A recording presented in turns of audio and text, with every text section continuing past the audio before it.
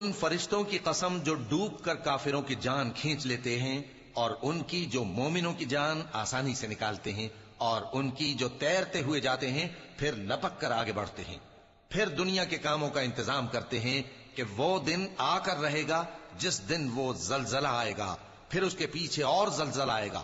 اس دن لوگوں کے دل خوف زدہ ہوں گے اور آنکھیں جھکی ہوئی۔ کافر کہتے ہیں کیا ہم الٹے پاؤں پھر لوٹیں گے؟ بھلا جب ہم کھوکھلی ہڈیاں ہو جائیں گے تو پھر زندہ کیے جائیں گے؟ کہتے ہیں کہ یہ لوٹنا تو سراسر نقصان کر لوٹنا ہوگا۔ تو بس وہ ایک ڈانٹ ہوگی، اس وقت وہ سب میدان حشر میں آ جمع ہوں گے۔